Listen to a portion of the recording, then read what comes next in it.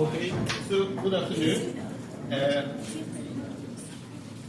So let's try to do something more serious this afternoon, at least first. Let's jump into number theory, middle of number theory, algebraic number theory, all kinds of number theory. Well, just a bit, don't worry. It will be mostly painful, painless.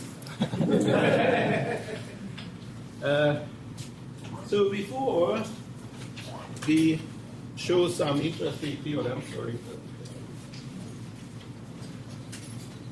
let's just recall what we did in the morning and in particular one group. So let's repeat it. Let's give a density version of the following statement. So what I want to show is that for every M and C, now it will be, no, I'm sorry, I don't want C, C will come later.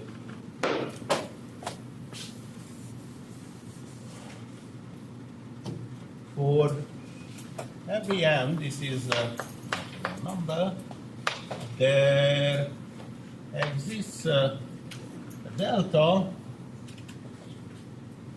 such that if A plus A, the sum set, as we defined in the morning, is not large, but not very small. It's smaller than A to the 1 plus delta, so maybe we can index this delta as delta M. So if this sum set is small, that implies that A contains, maybe I should also say that that's for any A subset of N, and cardinality of A is, well, is large. I didn't want to introduce now threshold and things like that. You can play with other parameters here. Anyway, so A is large, then A contains a Hilbert cube with M generators. So it says now there are no colors, nothing. You have a set, and this set has small doubling. Then it has a large Hilbert. In particular, for this application, what we are going to see here, for us, for now, M equals 2 is interesting, but in the proof it makes no big difference. So let's just sketch the proof. If you remember what we did with colors, we do something similar now.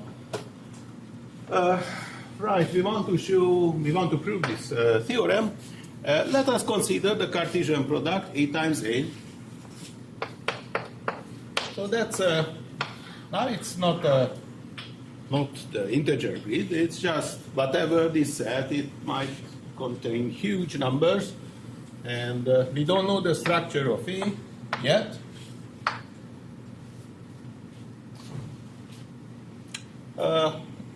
The statement that the sum set is small geometrically means, what does it mean? That if you see the lines with slope -1, you need a few only to cover it, because those are exactly the lines representing where the sum is the same. So this statement here implies that A times A can be covered with not more than that many slope -1 lines. So this is equivalent. Yeah? So if we will use the kind of geometric meaning that the sum set is small, the difference set is small, the product set is small, things like that. In this case, the fact that the sum set is small means that to cover all the grid points, you don't need more than that many lines here, right? But then you can repeat what we just did before. Namely, take the line with most of the points from the out of the, so say if the cardinality of A is n, just for the sake of simplicity, then you know that there is a line with more than n squared over n to the 1 plus delta m.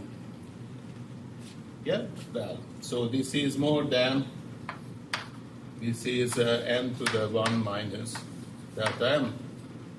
So it's still, if delta m is small, you still have a reasonable number of points on it. And let's see just the m equals 2. That would mean that we are looking for a configuration of this type, yes?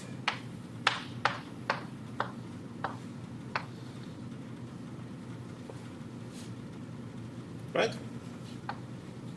This was the way we proved the Hilbert cube.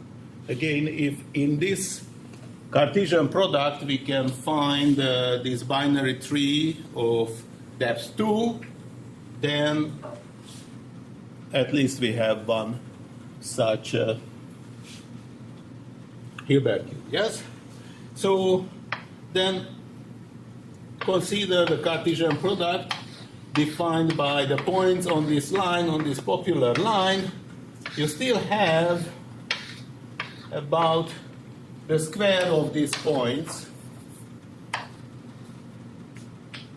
in this Cartesian product, and see the line which contains most of those points.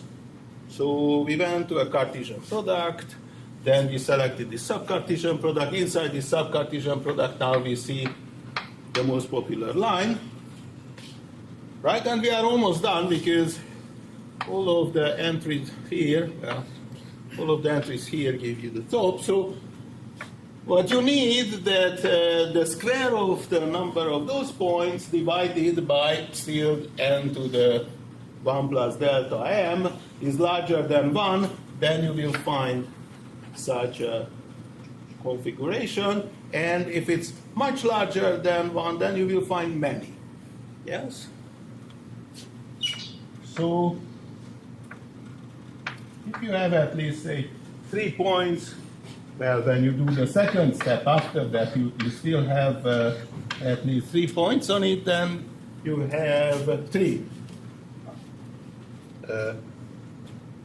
Hilbert cubes. Now the important thing is that now you have 3 Hilbert cubes with the same generators if you don't count x naught.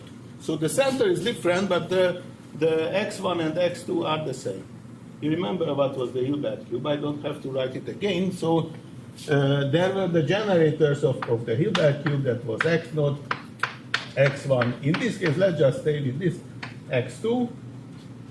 And if you see this picture, if you choose here a point, so this will give you one. Let me use different colors. So if you choose a point here, then you have one Hilbert cube defined by the projection of those points. 1, 2, 3, 4, 5, 6. Yeah. Right? But if you choose a point here with the same 3 lines, you got the same, only x naught is different. We are going to use that. So those are just trivial things, still very simple geometry, what we did before, but now we are going to something with it.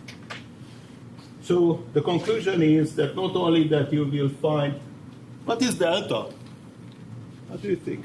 What will be delta 2 if I need at least 1?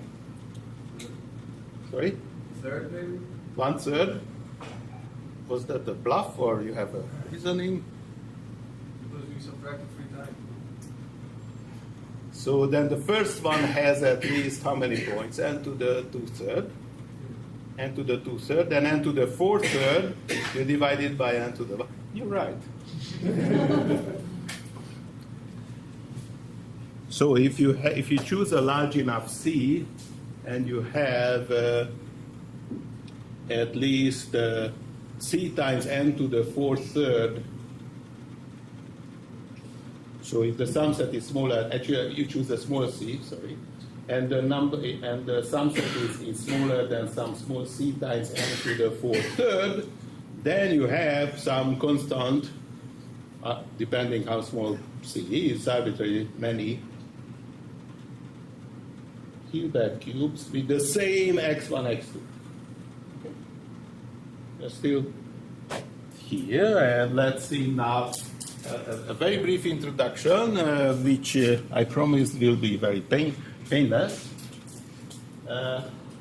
Hyperelliptic curves.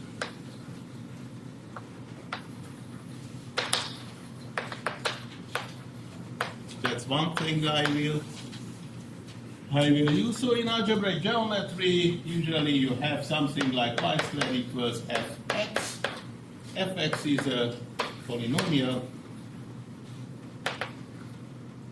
with a degree larger or equal than 5, say, and distinct roots.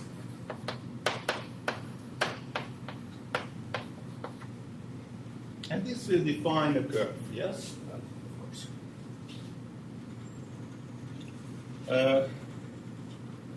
So the genus of degree 2g plus 2 or 2g plus 1 so of a curve like this with degree 2g plus 1 or 2g plus 1 fx, so it's a polynomial, has degree or genus, sorry, has genus G.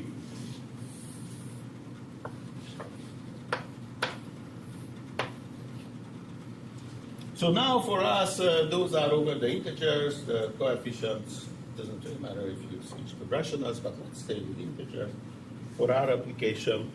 And there is a famous theorem of faultings saying that if you have a curve, like let's just stay with those curves, but the theorem is of course more general, this is the so-called model conjecture, then the number of rational points on this curve is finite. So I started to talk about curve. You will see the connection in a minute, right? So in particular, if the degree of this polynomial is 6, then you know that there are only finitely many rational solutions here for x and y. This is a hard question, and what I'm going to state here is an even harder statement, which is just a conjecture. But I will show that if we assume this conjecture, then we can prove some hard-to-reach theorems, actually out-of-reach theorems. So let me write here a conjecture. It has a name, it's Bombieri-Lang line conjecture, or this is actually a corollary of their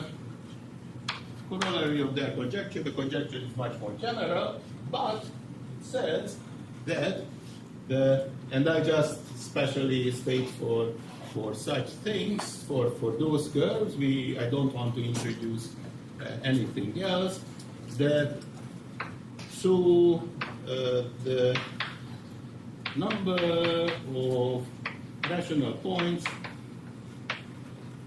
that means that the number of xy pairs which are solutions of this curve. So you think that this curve lives in an algebraic curve, plane, and how many rational points you have. So the number of rational points is uniformly bounded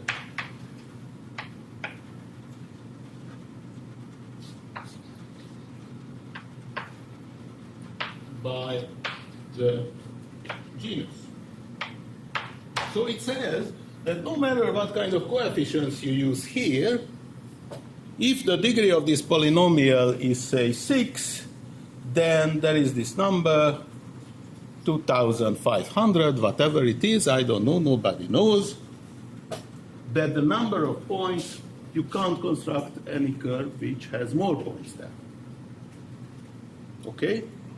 So I'm talking about polynomials and possible solutions here. And I told you that there is a tool we are going to use. And now it's a problem that we are going to use. This originates, there's a beautiful paper, and I really advise you to read it, even if you don't understand parts of it, or even if you understand it very well. In both cases, this is really a paper worth to review again and again. This is a classical paper of Walter Rudin. And the title is Trigonometric Series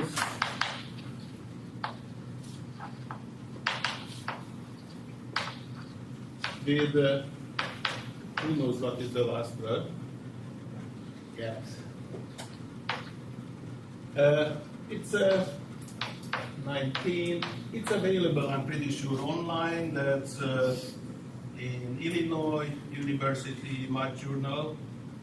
And it's an amazing paper, and full with conjectures and problems. And the special case of a special case is the following, that if we have a set A, which is a finite set of squares, I write perfect squares, so that means like 9 and 16 and so squares, right? Then A plus A is, well, almost quadratic, as large as it gets. So there are those arithmetic progressions, you know, if you take the sum set of an arithmetic progression, that's 2 times the size, about. But a huge part of number theory really deals with the incompatibility of additive and multiplicative structures. Now, the numbers themselves have multiplicative structure because they are perfect squares, right? So you can't select a subset of squares such that the sum set is very small. Not only very small, but no matter how you choose the set of squares, the sum set will be huge, almost quadratic. Now, there are results which suggest something like that. Do you know what is the longest arithmetic progression you can find among squares? It's 3 at most. You can't find 4. It's 3. You can't find 4 in an arithmetic progression. If you well, a proof. I don't know any simple proof. I'm not. So this is actually the kind of toy version of a technique called Fermat descent in number theory. But it's a fact, well known. Yeah, Fermat. And from there you see that somehow the squares themselves are not very friendly with additive properties. Now, anyways, what is known here? Well, I hope that I will show you what is known, but I can prove using the present tools. This would be some log size of 8 times a, so very far from even from an exponent. And nobody knows how to do something better. In related work, those are very nice results. Bombieri, Granville Pins was the first to have a good exponent there. Then Bombieri and Zanier had a better exponent, not here, sorry. So the question is, the sub-question is that if you have an arithmetic progression of n elements, what is the maximum number of squares inside? And the conjecture would be that about square root. Anyways, for arithmetic progressions, there are some tools from algebraic number theory which can give you some bounds. But in general, when you have when you have the condition like this. So let's see the statement because I'm running out of time. I want to talk about incidences also in grids. So the statement is that if A is a finite perfect square, then I can't prove that, but we can prove that A plus A is larger or equal than A to the sum 1 plus delta if we assume Bombieri line.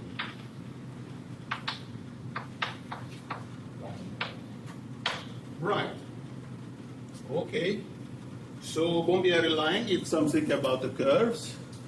And we know that if the sum set is small, then we can find some structure inside. The structure what we find here is a very big structure. It's just small depth binary trees. So actually what we have here is, well, x naught, which changes. So, but we have something like x naught plus x1, x naught plus x2, and x naught plus x1 plus x2.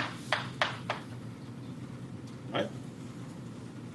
Well, that's the Hilbert cube itself.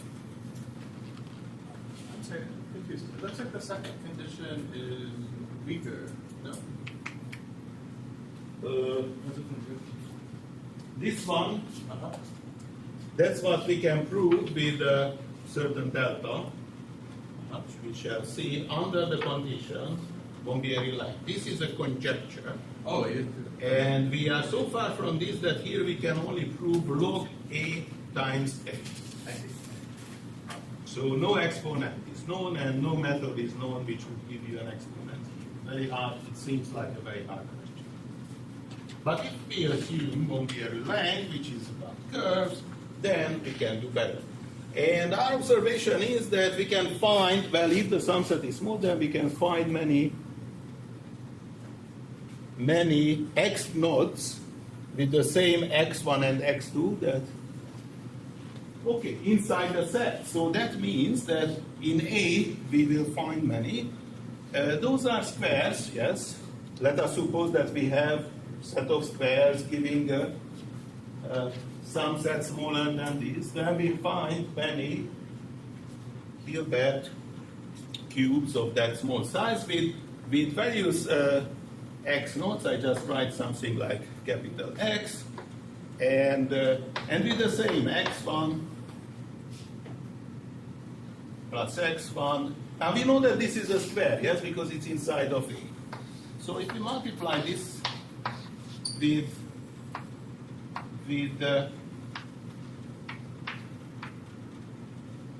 this and with this,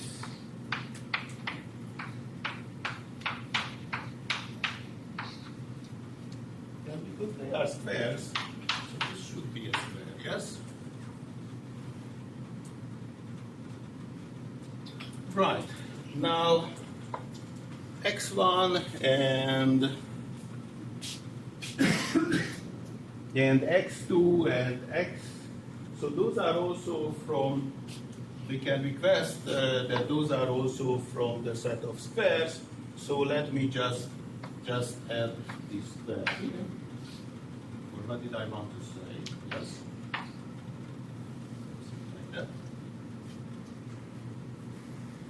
And and you know, actually no, sorry, I don't think we need that, and that would be a restriction. But we definitely know that x itself is a square, right?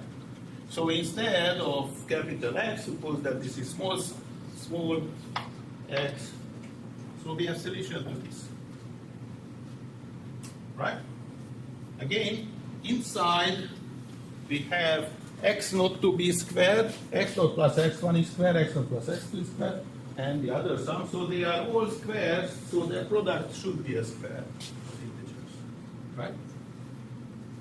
But then, by Bombieri line, independent of our choice x1 and x2, the number of solutions for x and y here is bounded. It can't be more than 1,800 or whatever comes from the conjecture. So we know that the sum set should be. The sum set can't be smooth. See? I think this is a very nice example. You have a small substructure, additive substructure in your set based on the fact that the sum is smooth, which leads you to contradiction. Unfortunately, modulo, very hard and difficult conjecture in number theory. Right. So for us, the important part here was to understand the structure of Cartesian products, and let's go a little further. Let's see how to understand the arithmetic structure of A based on the geometric observations we can find from the Cartesian product. Any questions here? No? But I hope that you agree that this is a kind of surprising connection here. I found it ages ago.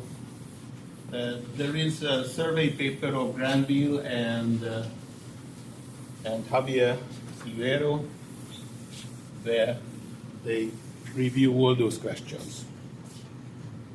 So, Cartesian product, the structure, what we have. Now, let's not stay with one particular set. It's A times B now. Okay? And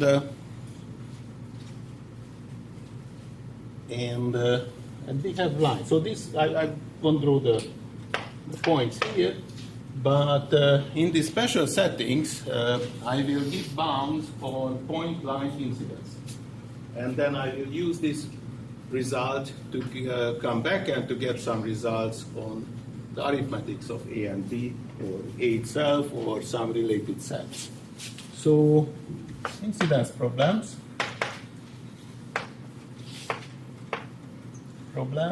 or rather bounds on incidences.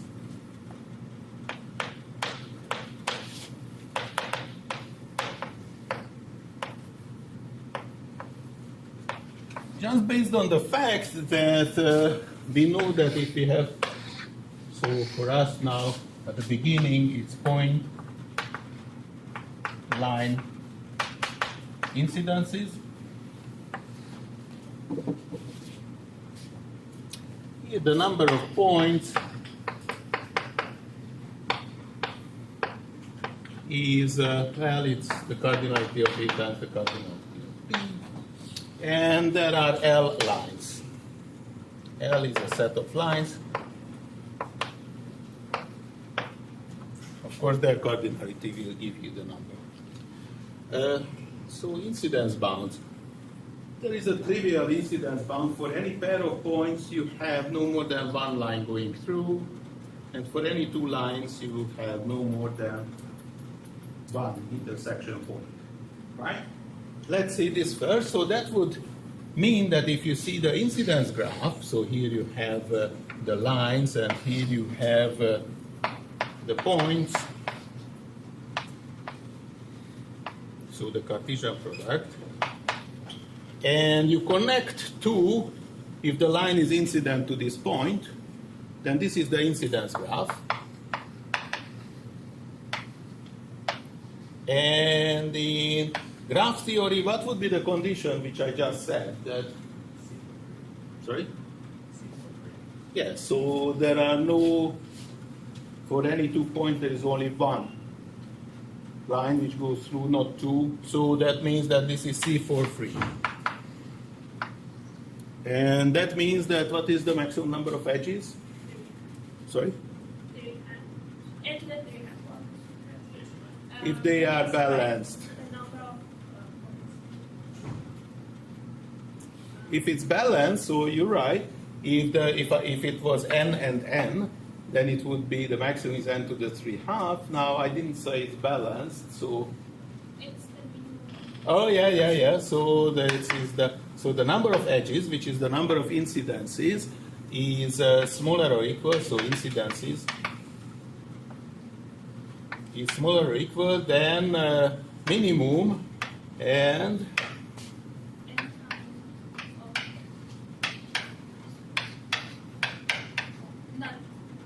no? Sorry? Now, First the square. It's the first one times the square root of the second one. So it's square root of L times the size of A times B, or the other way. yes. L squared times, Sorry, I thought it was just you L. said. Now, okay, let's solve I this. thought for subgraphs of K, A, B, it's A. So we square have root of to, B. if we have a bipartite graph without a C4 and I'm searching for help in the audience, what is the maximum number of edges? And I started to write something, but that's not, you didn't like that.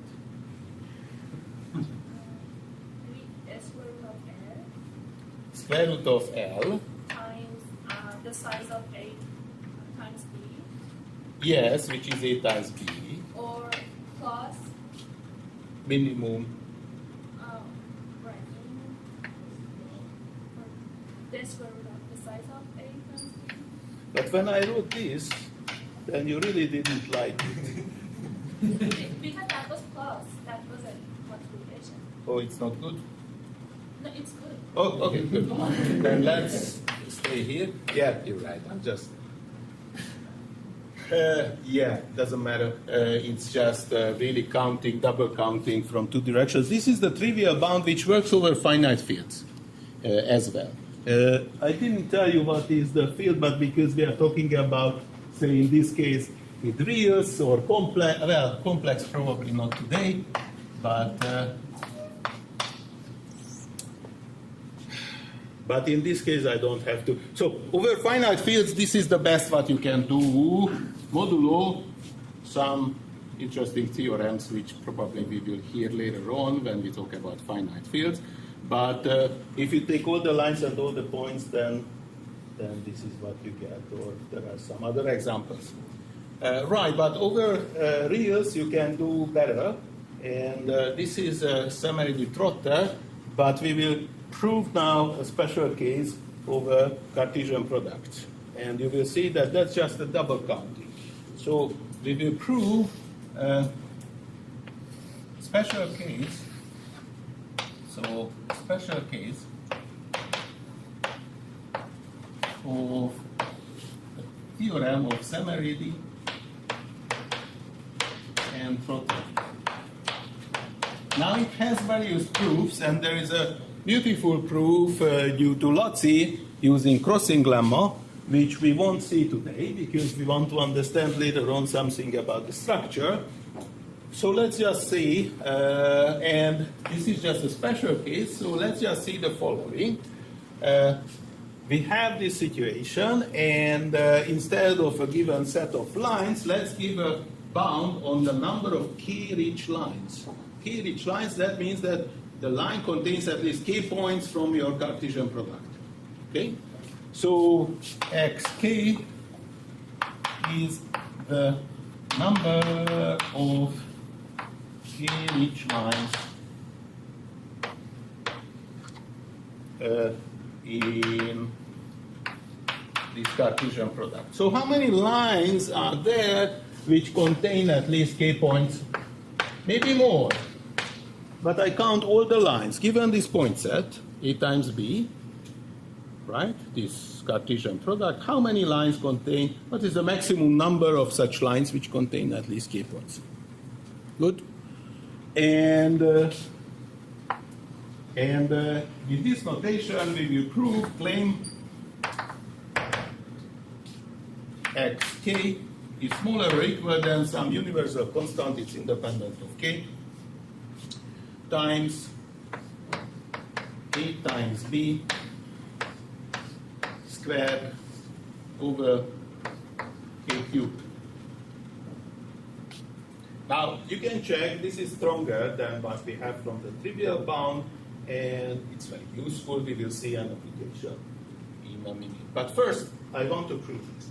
Now, semi-trotter in general says something similar. It says that the maximum number of incidences is depending on the number of points and lines, 1 to the 2/3 times the other 1 to the 2/3, unless there are some trivial things. But let's stay with this one. The full semi-trotter theorem is also a similar double counting than what we are going to do. So in order to prove, again, what do we want to prove? We want to prove that the number of K-rich lines in A times B is not that large. At least it's bounded by the number of points squared divided by the cube of the richness. Right? Double counting, we will do that in a minute, but let me give you a motivation first. Let's see an application to number theory of this simple incidence bound. So you have lines and points, and in a line you have a slope and a translation. Yeah? So somehow you have a multiplication and addition. So lines somehow collect the both multiplication and addition. So let's see that in action. It's an application from Yuri Elekes. It's a beautiful thing. So now let us suppose that we know this theorem, we know this bound. And let's see this bound. We will see a better bound later on, but this is due to Elekes. If you see the sum set, well, many of you really know all those things because you specialize to some product bounds, among other things. But let's just see this one. Either the sum set or the product set. We know what the sum set is, and you can guess what is the product set. Take the pairwise products. That's it. So we have an arithmetic progression. This is very small. Geometric progression. This is very small, right? But the conjecture, an old conjecture of Erdős and Szemerédi, that it can't be small at the same time. So Elekes proved that this is larger or equal than some c times a to the 5/4. Yeah, I wanted to see 4/3, but that comes later. Right. How to prove something like this? Of course, geometry. That I learned from Elekes. So what do we do? Let's see a Cartesian product with special sets. Namely, here you have A plus A, and here you have A times A, the two sets. So let's see the Cartesian product, A plus A times A. We don't know the size, but that's a well-defined set. Yes, take the sum set, take the product set. And I will define n squared. Well, if the size of is n, sometimes it's just easier. N squared lines as follows: Lij. So suppose that A itself has this A1, A2, then AN. Okay, Lij. The line is defined that y equals x minus, so x minus ai times aj. Now please note that for every ai, aj, you have a line, and all those lines are distinct, yes? For these different numbers, either the slope is different or the translation is different. So I really have n squared lines here. And I claim that every line like this is n-rich. Why? Why? Because here you can write any AK plus AI. Yes, all those elements. There are n of them. Agree? Fix I, it's here, AK plus AI. There are n of them. And so cancels AI, and you left with AK times HA, but that's here. That's in the product set. So every line, all of them are at least 10 reach, contains at least 10 points, by definition it's 10 reach, right? let's apply the inequality that I promised that we will prove in a minute. Okay. So I can continue here. But again, I'm erasing Rudin's paper. It's really a beautiful thing. Please take your time, and even if it's, as I said, if it's far from your present knowledge in analysis, it's still enjoyable.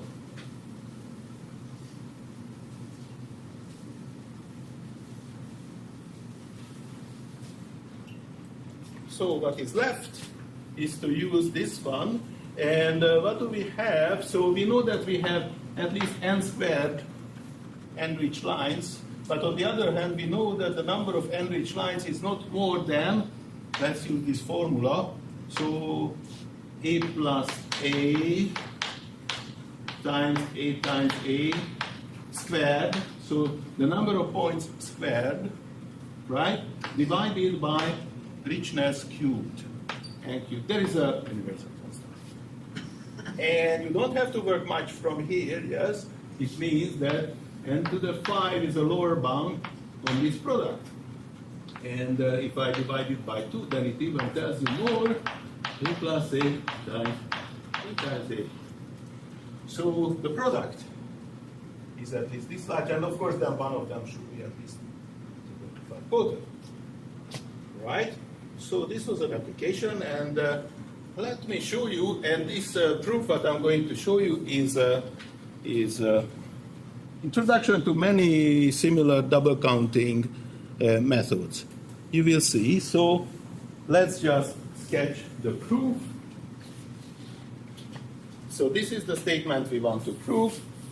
This was an application. I mean, here this was just an observation for trivial things.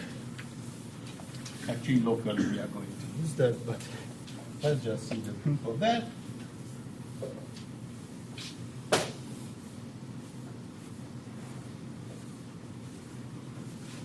So this is pure geometry, incidence bounds of points and lines. And immediately here is a translation which goes into sum product. And it was a surprisingly strong sum product bound. I won't really tell you now the whole story of what happened here, there, but the earlier bounds, Kevin Ford had, I don't know, n to the 1 plus 1 over 32 or something like that. 1 over 15. Sorry? 1 over 15. 50? 15. 15. Oh, yeah, so Nathanson had 30 some. 31. 31. Yeah, so people did work on it, and this geometry helps a lot. Right, proof. So let's go back here. That for the sake of simplicity, let us suppose that A and B are the same. I just want to show you the proof idea, and then you can adjust it if you want to do the unbalanced case, because it works in the same manner. You have A and B, and we want to bound the maximum number of k-rich lines, so every line that we are counting has at least k points. So let's do the following. Let's divide A into k over 4 equal parts, and by equal I mean that you have A1, A2, so you count how many elements of A are here, and the number of elements which you allow here will be A over K over 4, so 4 times A over K, and you do the same here. But here it's B cardinality. But I said that now imagine that they have pretty much the same size. And don't worry if some of the cardinalities are very close to K, that's a special case, then we don't even consider that now. It's even easier to deal with that case now. Okay, so I cut it into squares or rectangles, right? Now what happens with one line? Any line will intersect So any line, any n or k rich line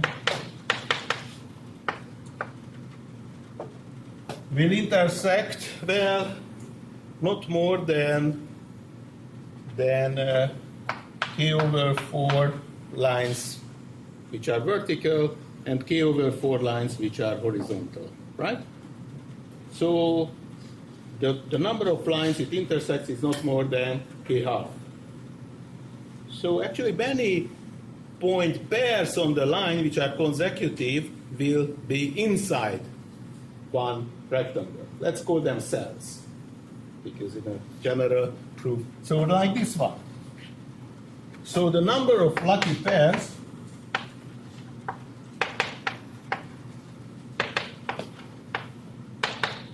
and on a k-rich line, where lucky means that the pair is inside of a cell, right? Is at least, so xk was the number of k-rich lines, yeah, we use this notation, xk, and well, k half. Agree? So because of the cutting and because of geometry, the number of consecutive pairs is at least here. Yes? You're counting only consecutive pairs, right? K-rich pairs being consecutive. It doesn't really matter. I count it here consecutive only. You can count if you have more than one, then you can count all the pairs. It won't really change anything in this counting. Counting goes. Then if you had some accidents like this, then your bound is even better. But I'm not using any. We'll see that. Yeah? So, okay. What else do we know? So in those countings, in those calculations, you have, you need two bounds. Well, both sides are trivial now. We have this bound. Can you give me an upper bound on the possible number of inside pairs? Of course. Every cell contains how many points? We know exactly how many points are in one cell. It's here. A over K4 times B over K2. Right? That's here what we have. This is the number of points in a cell. Yeah, I called cell to one rectangle. True? True, because that's how we did this partitioning. Okay, but then give me a trivial bound on the number of in-cell pairs, please. Well, this would be the square of these, or choose 2, but I don't care, square, times the number of cells. That's really rough, yes? Surprisingly, it's sharp. And that gives the result what we wanted. So let's just do it. What we have is A times B. I didn't even use that they have the same cardinality, but it's just easier to imagine that way. Squared at the top, and here you have k squared over, well, k over 4 squared. So far it's just in one cell. You don't have more than that many pairs. And there are how many cells? There are k over 4 what?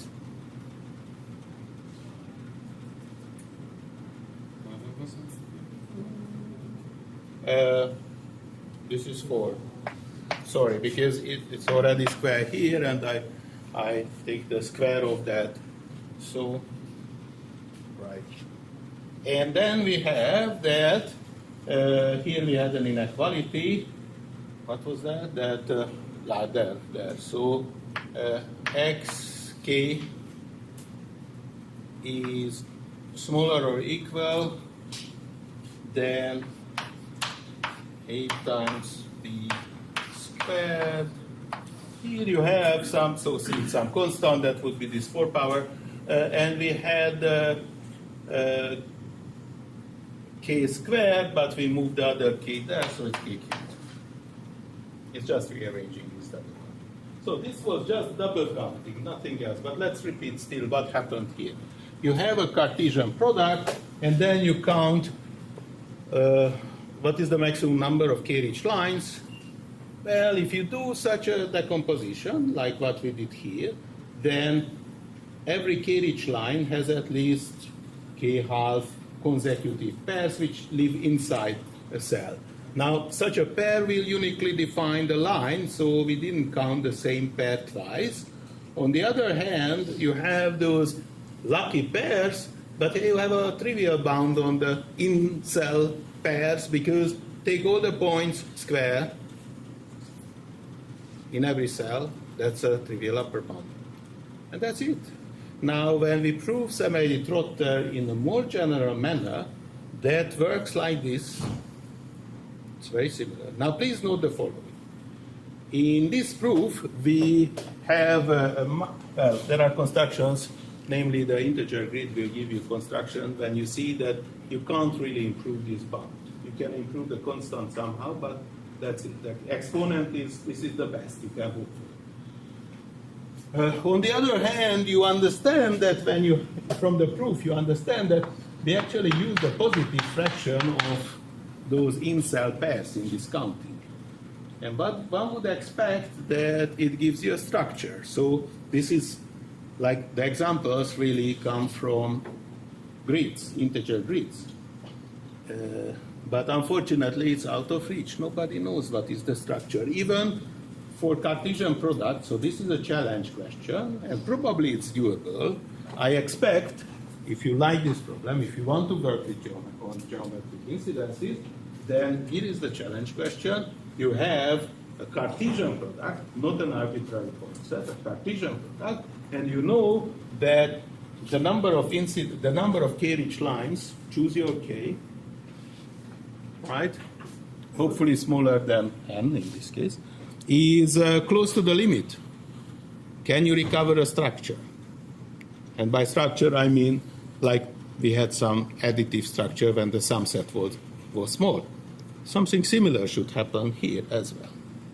Now, what was the trick here? Where did we use really that this is a line? Well, we use the fact that it won't intersect many lines, horizontal or vertical lines. Yeah? And what else? And for every pair, you have only one going through. Well, if there would be some multiplicity, that's still fine.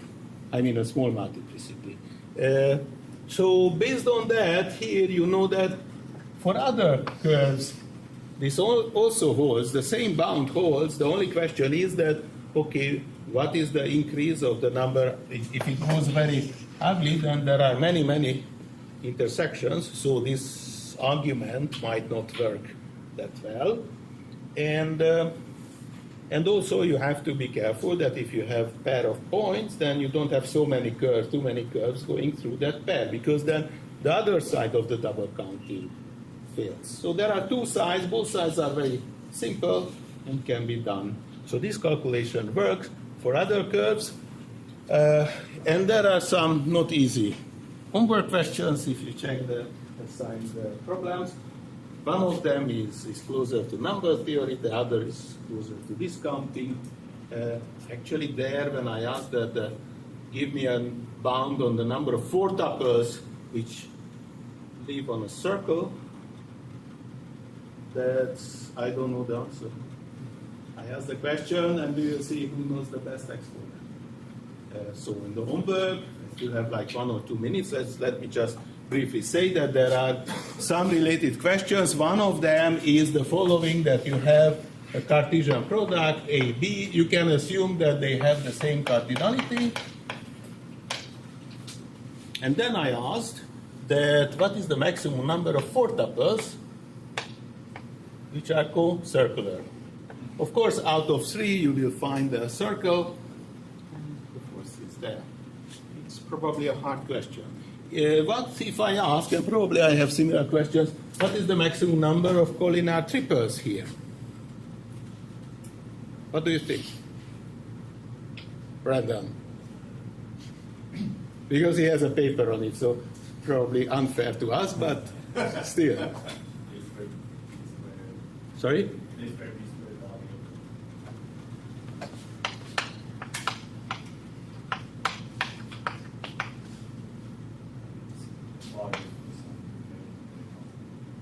Log of them, yeah.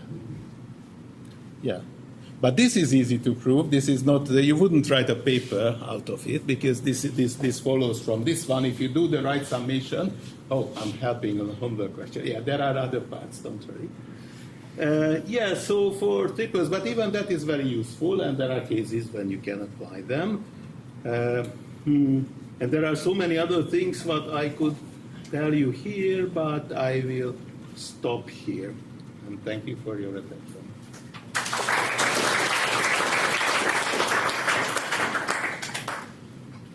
Any questions? Yes? Did you thought at the limit you should be able to find an additive structure? I think it's known if there's a single additive quadruple. What? Sorry. A single additive quadruple at the limit in a Cartesian problem. So if you have this one, then Yeah, it's just a parallelogram.